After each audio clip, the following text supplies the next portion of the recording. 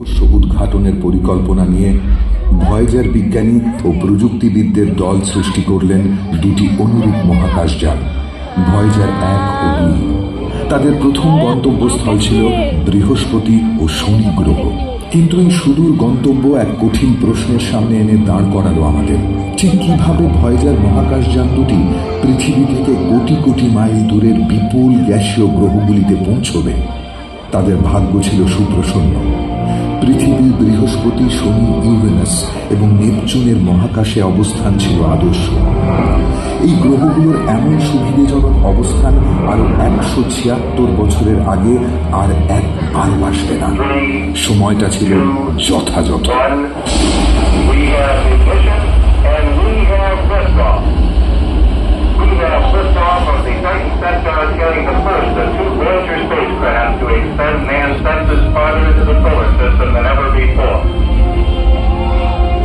তাই 1977 সালের 20 August Voyager 2 মহাকাশে পাড়ি দিল ফ্লোরিডার কেপ ক্যানাভেরাল কেন্দ্র থেকে।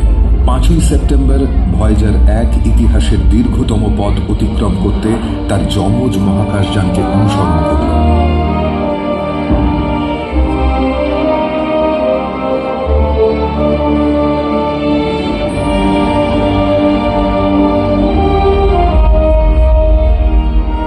উৎক্ষেপণের অল্প দিনের মধ্যেই পৃথিবী থেকে প্রায় 1,20,00,000 কিলোমিটার দূরে মহাকাশের এক বিশেষ অবস্থান থেকে ভয়েজার 1 পৃথিবী ও তার চাঁদকে ক্যামেরার চোখে এক ফ্রেমে বন্দি করে ফেলল।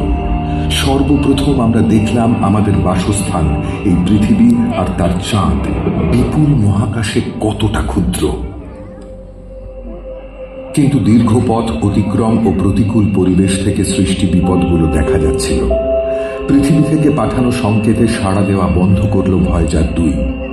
পৃথিবীর বিজ্ঞানীরা জানতেন ভয়েজারের অবস্থান, কিন্তু বিচ্ছিন্ন যোগাযোগ মহাকাশযানের উপর কোনো নিয়ন্ত্রণ আনে না।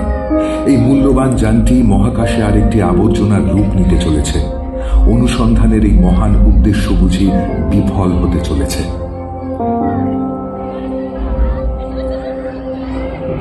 কিন্তু যে ইঞ্জিনিয়াররা ভয়েজারের মতো একটি মহাকাশযান বানাতে পেরেছেন, তারা কয়েকশো কোটি কিলোমিটার দূরত্বে সৃষ্টি হওয়া সমস্যার সমাধান জানেন।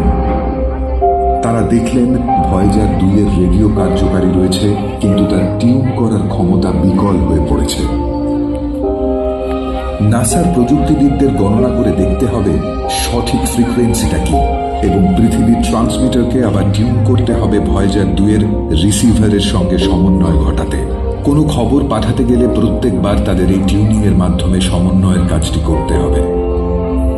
তা সত্ত্বেও যোগাযোগ বিচ্ছিন্ন হয় প্রায়শই, কিন্তু প্রত্যেকবারই যোগাযোগ ফিরিয়ে আনা হয়েছে। ঠিক পূর্ব পরিকল্পনা মাফিক 5 মার্চ 1979 সালে ফ্লোরিডা থেকে উৎক্ষেপণের 1.5 বছর পরে বৃহস্পতিতে পৌঁছয় ভয়েজার 1। সৌরমণ্ডলের বৃহত্তম গ্রহে পৌঁছানোর পর ভয়েজার 1 তার পাশ দিয়ে উড়ে গিয়েছিল। মহাকাশ